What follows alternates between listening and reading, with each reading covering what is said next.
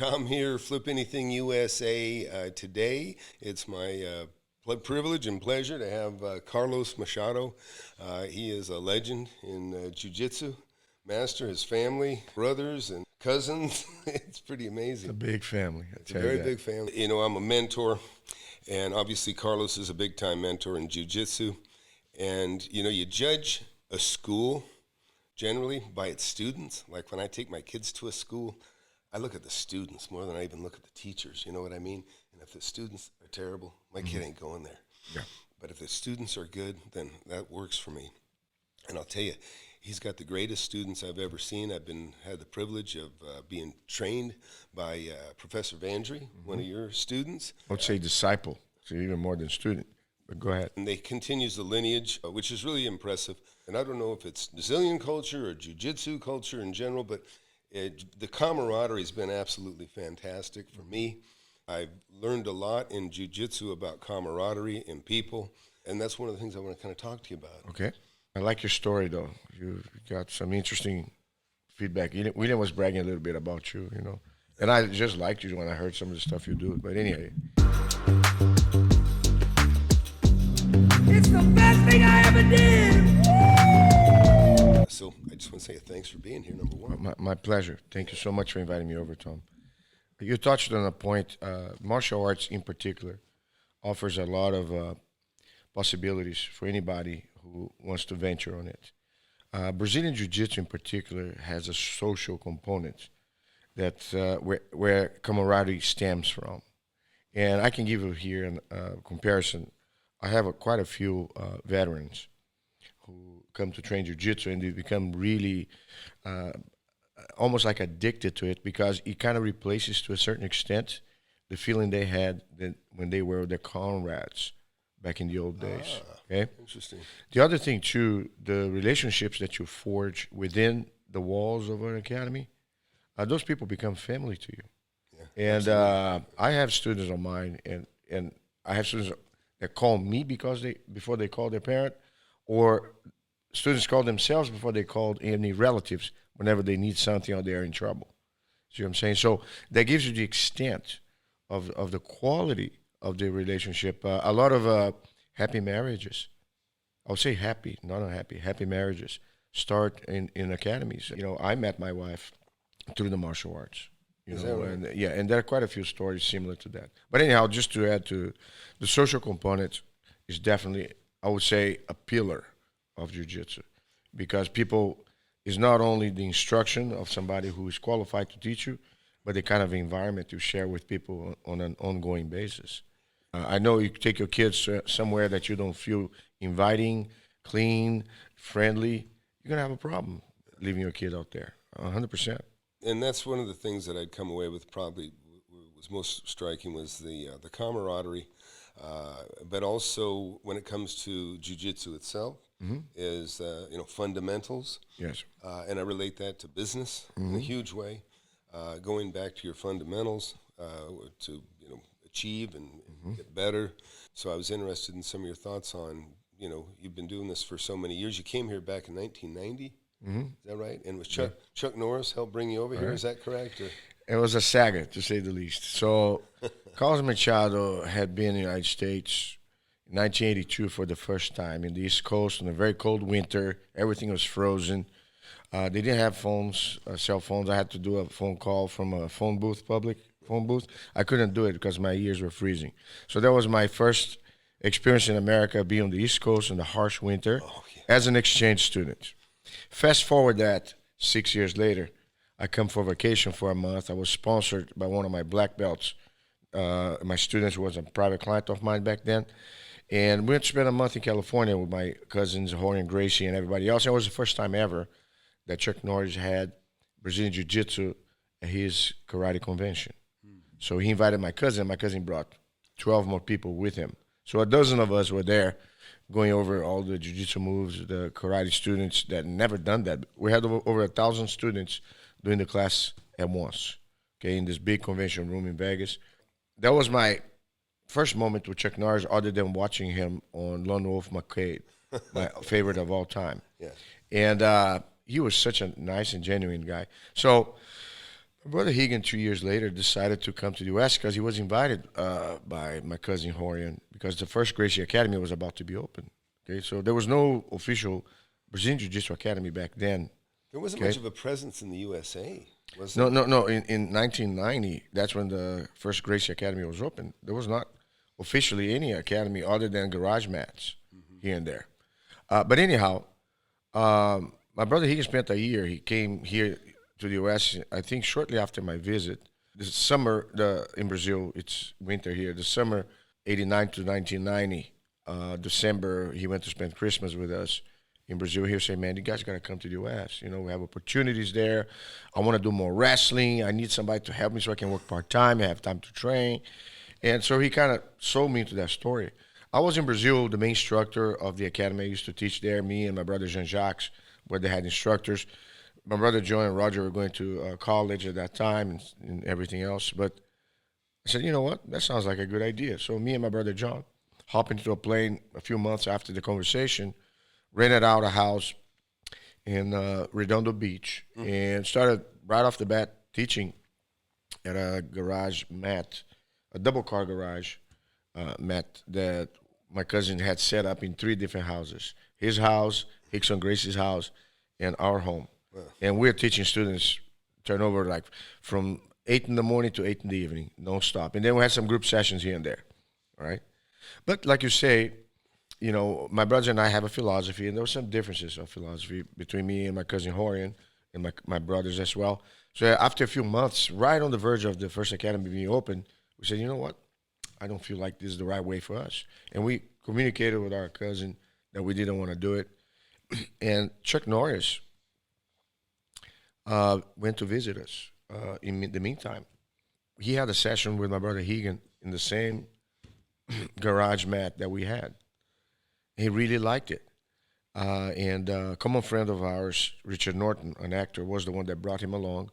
And to make a long story short, Chuck said, you know what? I'm going to hook you guys up in my mall. I have a mall in Tarzana, you know, in the Valley area. I'm going to get your space. I'll build it up. You start from there. And then later on, we figure out what to do. So for the first 6 months, I had no rent. You know, the mall was co-owned by a late friend of ours, Bob Wall. And that's how this story started, how Carlos Machado came to work with the cousins, decided not to, and then an angel shows up, with Chuck Norris associated with an angel. He was one of the greatest advocates of Brazilian Jiu-Jitsu in my family. And fast forward that, Chuck Norris took me all over the world. You know, I went to Texas first for when he did Sidekicks. There was one movie that he did with the actor that did the Never Ending Story. Unfortunately, the kid killed himself later on, Jonathan Brandis. But Joe Piscopo was the comedian, was on the show and everything. So I was kind of touring with Chuck. I went to Hawaii. He was doing Is a stunt clips. man or stunt double? No. or Well, also that everything? will come to it. Well, right there, I was just being his trainer, tagging along, living I the see. lifestyle. I said, man, I Yeah, kind of your like personal this. trainer. I forgot This you bring those man, along I can take care of Chuck all day long. You know, get paid well, eat well, sleep well, and you know, I'm kind of famous now just because I'm with him. Hell yeah!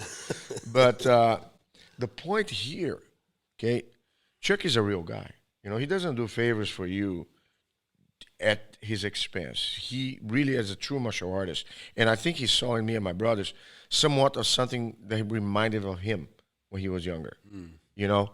And I felt that kind of gave him that desire to help us out. Well, I probably admired just the whole lifestyle and right, the brotherhood and because it's so apparent and comes so quickly. And very kind guy, and I've had the pleasure of training with Master Machado here just recently, and the way you treat your students is really, really wonderful. Thank People you. brand new and Thank you. of all levels. But I'm sorry to interrupt. Thank you. Go ahead. No problem. Well, Chuck Norris eventually moved. I was in LA only for 2 years up to the point that he moved to Texas to do his show. And he invited me over every year, ever since, for me to come and stay here. Because he knew that I was teaching with my brothers out there in California, but it was just all of us in one single place. And he felt, you guys got to spread it out. So he had the vision. So he made me an offer I couldn't refuse. Come to Dallas. I'm going to put you on my show every week. You know, I'm gonna beat you up. You cannot be the main star. I'm the This main is star. Walker, Texas Ranger. Yeah, yeah. He wanted you nearby. And in the meantime, you have a dojo inside my studio, and you build up your school. And then whenever you feel you're ready, you can go on your own. I said, man, I kind of like that. So I went there. I had that trailer with my name and everything. I felt like, man, I'm like. But anyhow, I was the most beat up of the Machados by any stretch of imagination. But the only and only Chuck Norris. You know, but he was gentle. He never hurt me. You probably took a lot of strikes, didn't you? No, he used to do jiu-jitsu with me on occasion, you know, private classes and stuff. Being the producer, the main actor, you know, of a show of that magnitude at that time, Texas Rock and Ranger was in the top 5 in the Nielsen chart. I was in Texas for years. Yeah. You know, he was the first actor, actually, to break the $1 million per episode salary. Wow. First ever. Okay, at that time. So, but anyhow, I didn't realize I had a mission until I came to Texas. You know, you got to cut your umbilical cord. I know I left Brazil, but I still have relatives around. My brothers are in L.A. Then I came on my own, and then here I am. I had somewhat to start from scratch. And I said, I'm not going anywhere until I get some black belts on mine. You know, because everywhere I've been in Brazil, I had brown belts up to that point. In LA, I was there for only 5 years. I had, let's say, purple belts at that point. So everybody that I built up to a point, they ended up being granted black belts by whoever else was available because I was no longer there. Mm-hmm. So I had my first crop, you know, William Vandry, Clay Pittman, Travis Luter, and Tim Burrell. So it was meaningful to me to know, man, at least I realized something. Those are all well-known. I got some black belts on my own. I have my bragging rights now, if anything. But, you know, life teaches you a lot. And I think true friends are few. You can count in one hand. Definitely Chuck Norris is out there. He has helped a lot of people on his show. And he has been a tremendous supporter of Brazilian Jiu-Jitsu. I used to go to his Vegas convention every year for years in a row, me and my brothers teaching Jiu-Jitsu out there. And it was a great experience. I still have very fond memories of many of those guys. As a matter of fact, I was there last year. And it's funny, I hadn't seen some of them for so many years. I used to have more hair back then. So I said, man, come on now. Yeah. It's life is short. We're going to enjoy the moment. It does. It goes quick. And a lot of the things just hearing you talk reminds me of just, you know, I apply things with jiu-jitsu, with business and personal relationships as well. You know, they say the harder you work, the luckier you get. You know what I mean? Yeah. If you hadn't taken those steps and left Brazil and, you know, ventured out, started that business and done those things probably wouldn't have happened quite like they did, right? Yeah. I always feel, I'm striving for so much more, you know. And for me, it's not about quantity, it's about quality. Sure. Okay, so when you talk about relationships, if I have a student that joins my academy, let's say you join my academy this week. I never met you before. And I see you for the next few days. The feeling that I have is that I always knew you. That you always have been part of my life. I don't know how to explain, but I feel like that's a lot of times something that happens when people have breakups and separations in the martial arts. The effect, life happens, you know, and people will go away for different reasons. But usually I feel literally this sense of family. You know, like, I think this person has been in my life forever, despite the fact I only know you for a week. See what I'm saying? Yeah, I get it, I do. When you talk about the fundamentals, there's an engineering in jiu-jitsu, you know, and what I found out, and this was kind of like ironic, okay, I used to test this, about the learning speed. How fast can you learn something, okay? And jiu-jitsu doesn't start in the brain. You know, when you watch, when you go to school and somebody teaches you something, you have to see, hear, and think about it and figure out, and then it clicks, right? Mm-hmm. There's no mechanics involved. So you're just kind of, you know, figuring out it's a brain activity, 100%. It, right? Yeah. Jiu-jitsu starts from the surface of your skin, from the tip of your hands, tip of your fingers.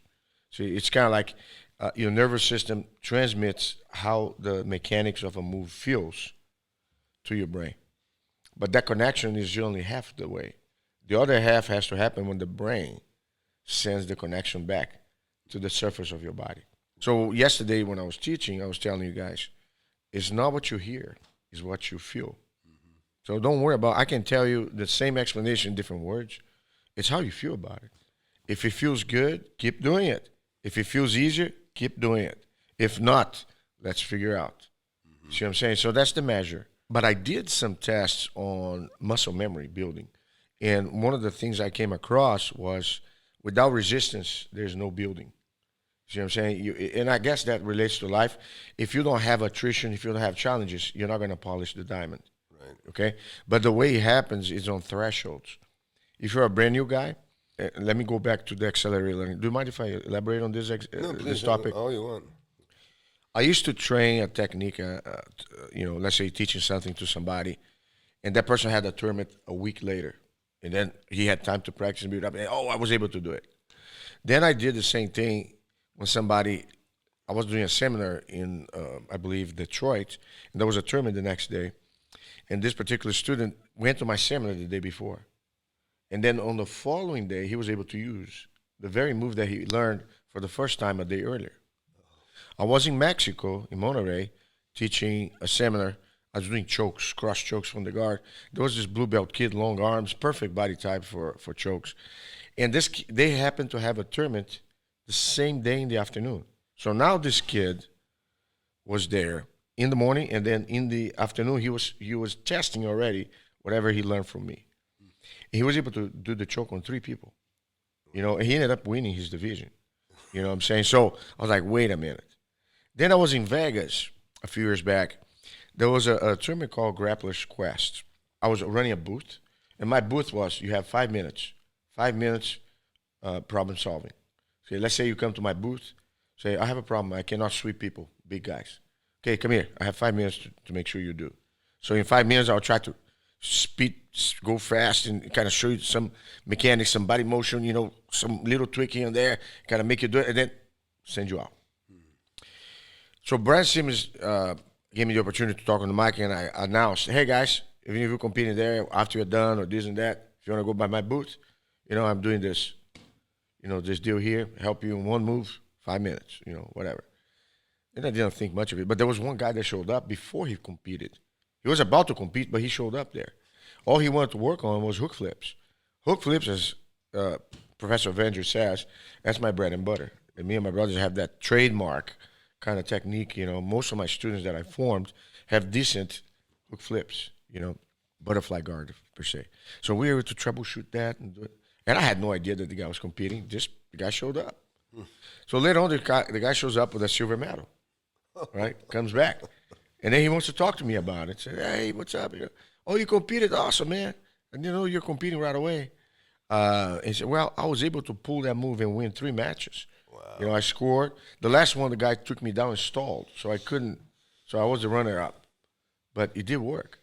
So they intrigued me. That kind of part of the science of teaching.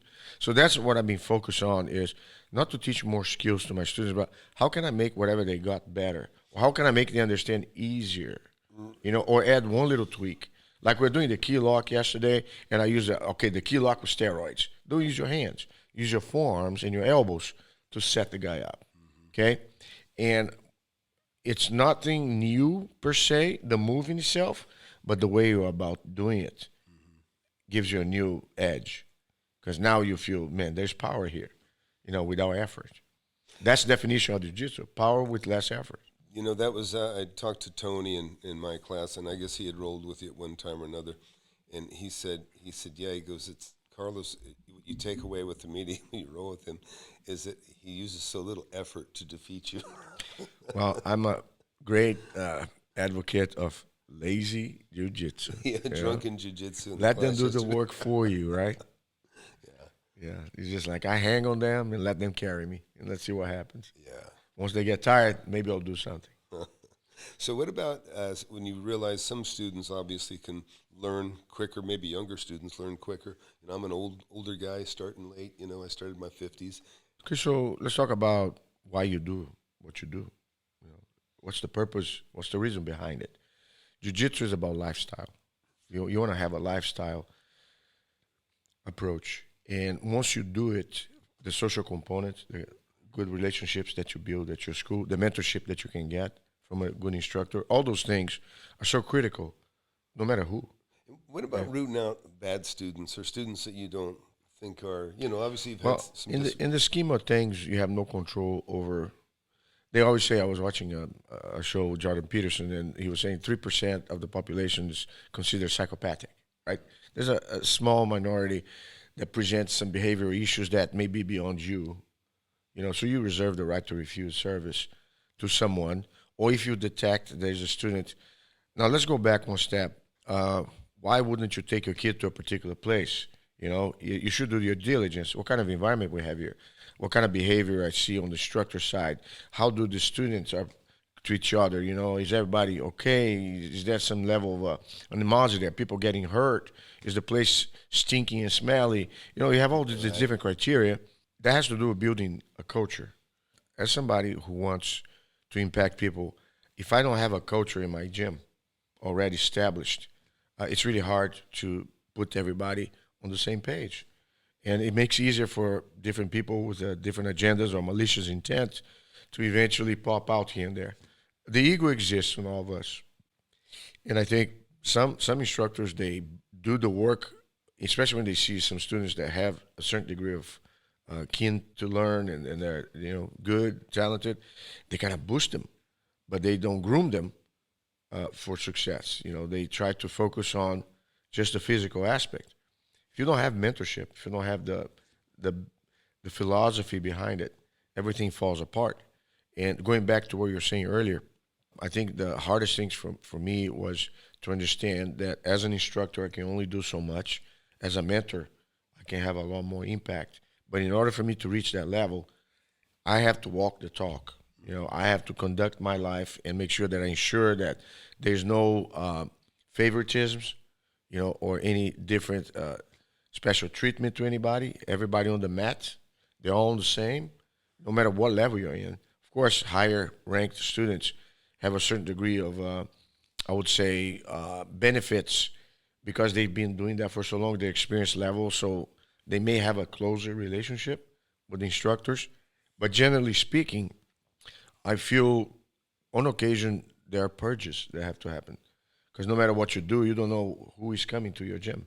So there is I guess, a triage, a veto process that happens in the middle, in the middle of the visit. If somebody comes for the first time and shows signs that, man, I'm not sure if this guy's the right fit. Mm-hmm. So in some occasions, my staff or myself say, hey, man, you should check this other place out. You kind of send them down the road, more or less. But if that is not the case, and throughout the training, as long as you have the rules established up front, if somebody does something that's out of whack or out of place, they don't have an excuse to say that they didn't know. So that's the part that I think the instructor has to be diligent. Myself, I started in real estate investing at 19, and so, there's a lot more immaturity under 30 as opposed to somebody 40. You That's grow normal. up and you learn. Yeah. And so sometimes I'll have a student, I don't let just anybody in the mentorship. Sure. And sometimes if somebody's, say, in their 50s and, they don't have any money at all. I mean, what I mean? I say, I worry about how you got here, And but when it comes to somebody younger, again, I don't want to root them out just because some people lack maturity at that age. Yes. And so even I give them the benefit of maybe they're a little cocky because so was I at one point. Right. But so I think some can be trained and reformed, right? For sure, sure thing. Martial arts is a great tool for building character, 100%. You got to understand, society doesn't have rites of passage anymore. People are connected to digital media. Have kids with devices, cell phones, video games, physical interaction. Brazilian Jiu-Jitsu in particular, you're grappling somebody. You're just kind of like going, the rumble and tumble. And those things are part of every mammal's experience. We humans, we don't have physical touch for whatever the reasons, and I understand sometimes they should be in place, but some others, you gotta get in the trenches. You gotta roll in the dirt. Yeah. You know what I'm saying? Life is not being behind the desk on an AC watching TV all day. No, you crave it. You know what I'm saying? Yeah, you crave it. Away from it. The thing, though, I guess there are different degrees in which students mature. Okay, but I feel there's one measure that leads into success, building their confidence. Because anybody who is unruly, misbehaved, their self-esteem is low. It's all attention-seeking, And a lot of times the struggle, especially as a younger age, you're fighting against the parents' influence. The parents, when I see a student that presents any behavior, I'm always looking at the parents first. Because where did they learn that from? Or what is it not being addressed at home that allows this kid to become like this? Right. See what I'm saying? Yeah. And it's not unheard of either that parents, they put kids in martial arts so the instructor does the parenting for them. Yeah, that's true. A lot of you know people what I'm saying? say, So it's ironic because, and I'm actually, and maybe I'm not sure if this is politically correct, but I'm thinking about trying to establish somewhat of a parents course in my academy that as they enroll their kids, they go about a few weeks course just to give them the grasp what it is that their kid is about to do it, what kind of support the instructor needs. And I'm not trying to say this is unusual. You see soccer moms doing that. You go to any small league sports and you watch the games, you see the parents behaving like crazy, right? So they project themselves on the kids. It's true. And put a lot of pressure on the kids. They become themselves unruly. I had to have parents that they're trying to coach their kids on the side in the midst of a normal class, as if the kid was going to the finals or the world championships. Oh yeah. So the kid, every class, a lot of schools nowadays don't even allow parents to be in the same room when the kids are training. They can watch through a screen in a waiting area, which is not far-fetched. No, it's a good idea. Because kids, they tend to be afraid to be themselves if they're under their parents' supervision 24/7, especially, and I believe in a time where the parent agrees to enroll a child to be under the guidance of an instructor, and the instructor shows he has enough skill and authority to guide that kid. Give this instructor some room. Don't step over the boundaries and try to disrupt something that we're trying to accomplish here. Yeah, I'll tell you a little quick story that you might even relate to. So I don't like to be a coach, but I'll like assist a coach because I don't really want to have to get into it. I got a short fuse sometimes myself with somebody confrontational, and I've seen the coaches be confronted. Sure. And I'm like, I don't even want to be put in there. So I'm like what you call a dugout dad. I'm in the dugout, just helping, out of the scene. His grandmother had come down, but I'm talking to her about something, and then he grabs the bat, and I take the bat away from him, just kind of like I'm talking casually now, and I just take the bat away, and he just goes, he like, uh-oh. And she sees his reaction, and she said, why are you taking the bat out of his hand? I said, I don't allow bats, we're not allowed to swing the bats in the cage. But she started to get confrontation. I said, no. I said, there's a place for it. It's not inside the cage. It's not in the dugout. And the kid's reaction was so stunned. She thought that I had startled him.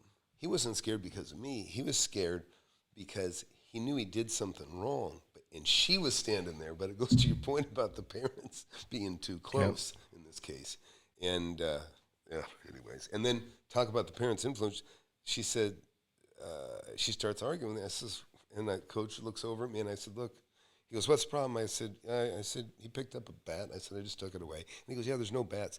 And then she said, well, he didn't have to rip it out of his hands. And I took it out like this casually. So then I'm thinking, what is that kid learning from this grandmother? But that's ignorance as well. She doesn't know what the rules are. When she's disingenuous in the whole, I'm thinking, what is she's trying to make assumptions without having foreknowledge why you do what you do. And that's why I think in education, hey, parents, by the way, we don't allow bats in the cage. If a student does that, don't be surprised if a coach or assistant coach is going to, unfortunately, we have to give baby food for people to digest it. Because a lot of times, things get lost in translation. I'm telling you, today we compete for attention. Attention span is nowhere. Nobody pays attention to anything. Yeah. You were teaching for years in Brazil before you came here. Mm-hmm. Would you say there's a difference there as opposed to here? I was different. Yeah. There was a difference too. Before in Brazil, I was more thinking about me. Although I would teach the students, I catered the class to my needs. I would start the class at 5, we'd end up at 8. And it doesn't matter what belt level you were, white belt, black belt, or anybody in between. we'll do one technique and row for 2.5 hours. You know, do warm-ups, calisthenics. It was 100%, kind of like what I inherited. That's what I thought. Just roll on the mat and spend time and this and that. Now, I would spend the time doing techniques and trying to refine my techniques with my brothers and cousins. But in terms of running the academy, nothing related to business. Just worry about the match, you know, and I guess it's a much bigger scope as you make a living out of this if you're going to scale. Was it in part cheaper to live and that sort of thing back there, so you didn't have the pressures to make money that you would have here in the USA? Well, So I was that- recently a graduate from law school. You're a lawyer. I was comfortable. I made enough money. I could pay my rent, take a girlfriend to watch movies and do stuff, and buy my food, and pay for my gas. I was not with any net worth back then, and you kind of live in the moment, so to speak. We have the sightseeing, the beach, the distractions, that all young guys go through. But then I felt, in the tournaments, there were not as many tournaments. The ones that there were, me, my brothers, my cousins, we were mostly champions and successful at. I felt like, what else is out there that we can figure out how to go beyond?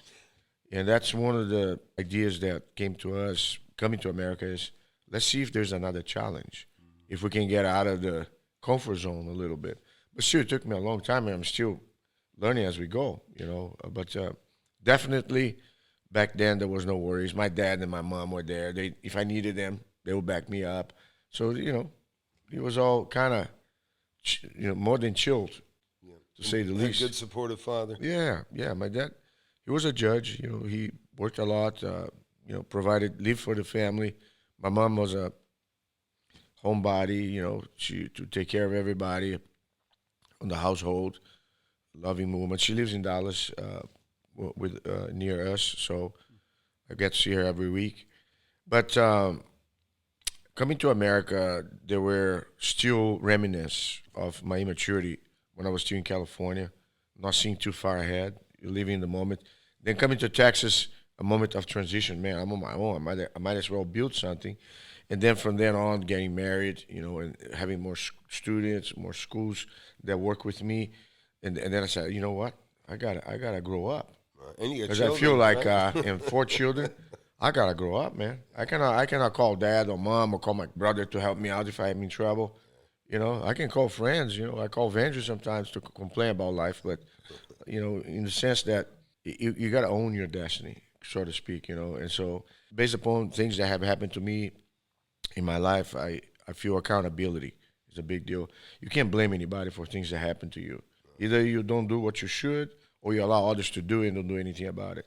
So there's a point in time where, unless you choose to be master of your own fate, you're going to be a victim of circumstances. Right.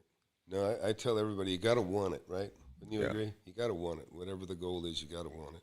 Why do you do what you do? Exactly. I just love it. It put me on the mats. Let me tell you the feeling I have. When I'm teaching, take a kid to a candy shop. That's how I feel. If I teach you something and you have a spark in the eye, you made my day for a week. Yeah, and you know what I'm saying? I think it's kind of comes down to and people sometimes don't understand that when you get older, what's rewarding is passing it on. Yeah. Right. So the pay forward idea, that's what legacy is all about. Okay, you want to deliver something that people get it and pass it on, and it keeps on flowing. You can't stop halfway. Right. That's why I believe whatever best I gotta give it all. Because if not, when I'm no longer there, other people will figure it out. But maybe, some would have benefited already if I had given to them earlier, or make things even better and further down the road. So why I do what I do, I love it. And I'm not trying to teach martial arts. I'm trying to change people's lives. And I can tell you without a doubt that every person that I touched on the mat, their lives got changed. In my opinion, for the better. And they can attest to that. Yeah, and I'm starting, see, I'm late to the teaching game, but similarly, you have an amazing legacy. So much love, so much respect for this man from anybody that knows you and talks to you. Thank you. And really, that's what I want my legacy to be as a teacher, too. And, you know, you see students get kind of chewed up and used. Yeah. You probably do too in your business by other Sure, people, of course. sure.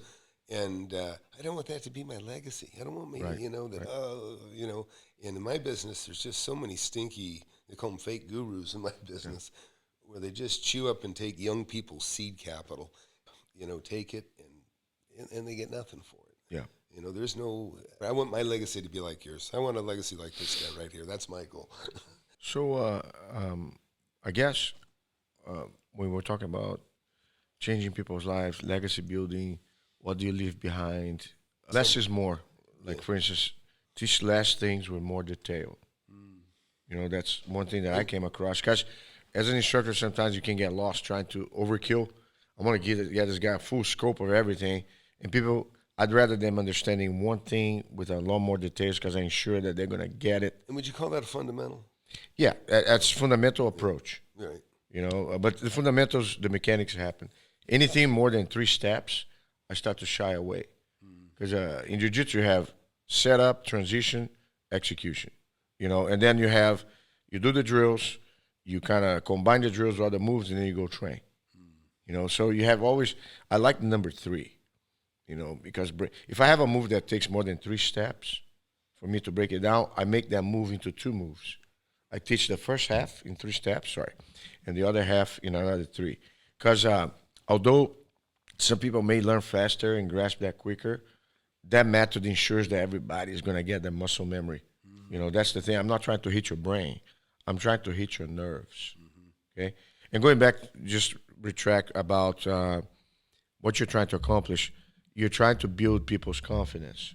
Okay? Absolutely. And confidence comes from competence. Yeah, and wouldn't you agree confidence is so low in so many people that Yeah. don't have Well, confidence? when you're physically able to believe you can do something, that's already a major plus in regards to your emotional. You know, because one of the things that happens a lot of times, let's say if you go to a place that people pushes you too hard and if you can't keep up with anybody, you know, they just have one pace, boot camp, military style. You're probably not going to last that because you're going to think, man, this is not for me. I don't have what it takes to do this. What I'm saying is you're going to feel like, man, I can't do this. Or if you do a technique and you're feeling lousy, you're not learning at the same pace as maybe somebody else that you're watching is at, you know, maybe this is not for me. So the instructor has to show everybody, I don't ask you to do 100 push-ups in a minute. I ask you to do how many push-ups can you do in a minute. See, I want you to do your potential. Somebody else can do more than you or less. That's not, the person in the mirror is the real measure. So I want you to feel better about yourself on a daily basis. I did not better than so-and-so, but I did better than what I did yesterday. Your personal best. Comparing. Yeah. You know, so. What I find is there's so many people that don't have good role models. I like how you put that. It's like personal best. Do the most you can do in a minute. Yeah. Don't give them a number they can't hit. Yeah. So you're your own measure. Make the average above the average. Let's see. So we talked about a lot of great stuff. Thank you very much. Really, really fantastic. Thank you. Is there anything you would like to ask you to cover? Just, I guess, the basic message. All right? Don't try to learn everything at once. Break things down in steps, and and then try to pay more attention to details. You know, when you're building a skill, okay, and when you want to complete something, if you almost did something, you're better off than most people. Okay, don't feel discouraged because you almost got a submission, you almost got a sweep. That means that you have a higher threshold. So all you have to work now is that very last stretch before you cross the finish line. Okay, so don't be discouraged because in jiu-jitsu almost counts as much as if you do it. Okay, and be patient. Be patient because some days you're going to be the hammer, but some days you're going to be the nail. The day of reckoning are coming. So thank all those days that you feel more challenged. Because I believe whenever you have more challenges, it's a proof that you can do more, okay, not less. And you have to be ready for them. Just awesome.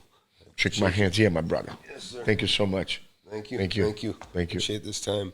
Currently, your dojo, if we call it a dojo, is... Carlos Machado Jiu-Jitsu in Carrollton, Texas. You want to see my website? First, you have to like me on Carlos Machado fan page because I'm the least liked Machado brother. You hear me? Let's change that trend. What else? At Carlos Machado Jiu-Jitsu on Instagram. You want to buy my book? putting the pieces together. Things I wish I knew before I got my butt kicked. Okay, that's a good one, and it's not PG-13. It's for all ages. All right, it's a book on quotes that I wrote. That sounds awesome. And you want any goods from Machado? Go to cmjjgear.com. Awesome. That's fantastic. Thank you so much. You're welcome, sir. Thank you. Stop and listen. Time is on a mission to eliminate all the snake oil and the fake gurus that fake y'all. He'll show you how to build an empire, starting with nothing but a desire. All you really need is a good mentor, not a used car bullshit. With time, you'll learn to crush it. Investing like Warren Buffett. With real estate, you cannot procrastinate. Everyone who hesitates is left at the starting gate. Hey, yo, so don't delay and join today. The mentorship and flip anything. USA, go.